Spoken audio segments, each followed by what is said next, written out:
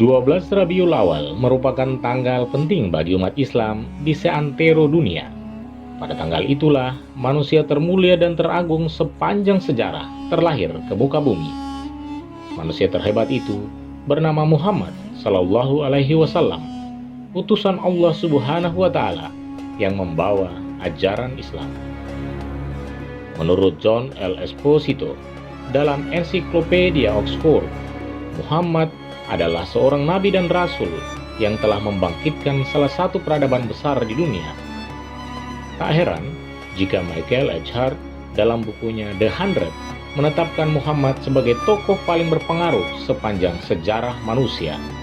Ia satu-satunya yang berhasil meraih kesuksesan luar biasa, baik dalam hal agama maupun duniawi. Muhammad tak hanya dikenal sebagai pemimpin umat Islam, tetapi beliau juga dikenal sebagai negarawan teragung, hakim teradil, pedagang terjujur, pemimpin militer terhebat, dan pejuang kemanusiaan tergigih. Rasulullah Shallallahu Alaihi Wasallam terbukti telah mampu memimpin sebuah bangsa yang awalnya terbelakang dan terpecah belah, menjadi bangsa yang maju, yang bahkan sanggup mengalahkan bangsa-bangsa lain di dunia pada masa itu. Afzalur Rahman dalam ensiklopedia Muhammad sebagai negarawan mengungkapkan dalam tempo kurang lebih 1 dekade, Muhammad berhasil meraih berbagai prestasi yang tak mampu disamai pemimpin negara manapun.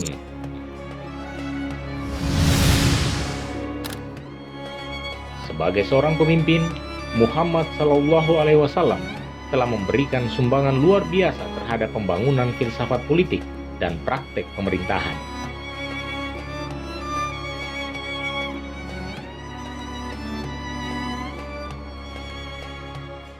Kontribusinya ini menjadi saksi hidup yang membuktikan kebesarannya sebagai negarawan yang jenius dengan kecakapan yang luar biasa.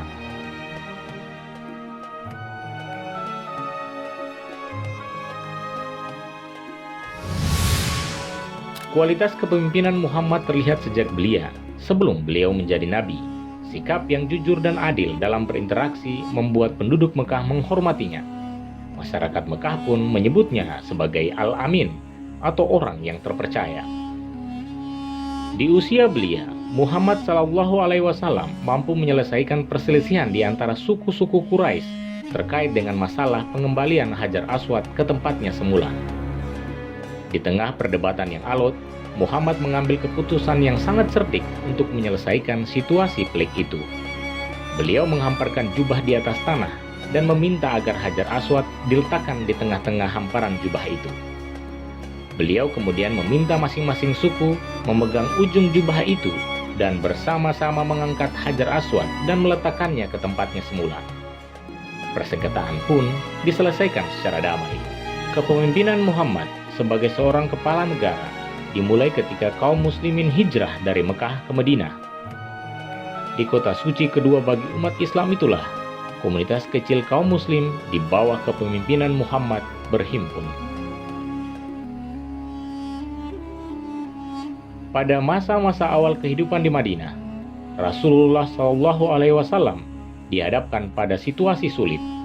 Kaum muhajirin hidup miskin, tak berdaya, dan tidak mempunyai berbagai sarana kehidupan. Sementara itu, kaum Quraisy Mekah mengancam menyerang Madinah dan menghancurkan komunitas muslim yang masih kecil. Kaum Yahudi Madinah juga bersekongkol dengan orang-orang musyrik Mekah untuk memusuhi kaum muslim. Tak hanya itu, sejumlah suku Arab di sekitar Madinah juga menunjukkan sikap permusuhan terhadap keyakinan baru ini. Dan pada saat yang bersamaan, mulai berkembang kelompok munafik di antara kaum muslim Madinah sendiri. Siapapun yang kuat dan kaya sekalipun, pasti kewalahan terhadap tekanan dan beban ini. Namun, Muhammad dapat menyelesaikan situasi sulit dan tak terduga ini dengan efektif dan berhasil. Ini membuktikan kenegarawanan dan kecakapannya dalam bidang politik.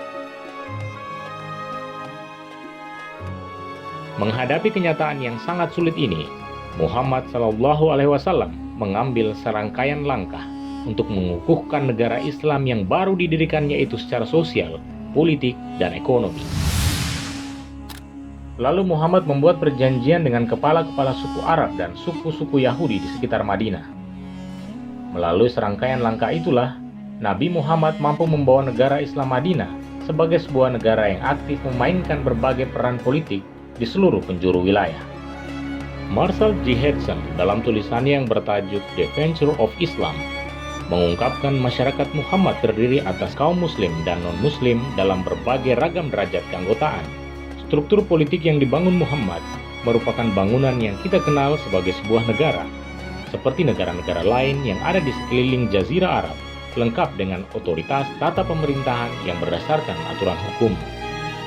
Untuk menjalankan roda pemerintahan, Muhammad mengirim sejumlah utusan yang bertugas mengajarkan Al-Quran dan prinsip-prinsip Islam, mengumpulkan zakat, dan menengahi berbagai perselisihan demi menjaga kedamaian dan mencegah permusuhan, sehingga kaum muslimin Madinah melahirkan dan menciptakan suatu tujuan hidup yang adil dan bernilai ketuhanan di seluruh wilayah Hijaz, bahkan juga pada wilayah-wilayah di luarnya.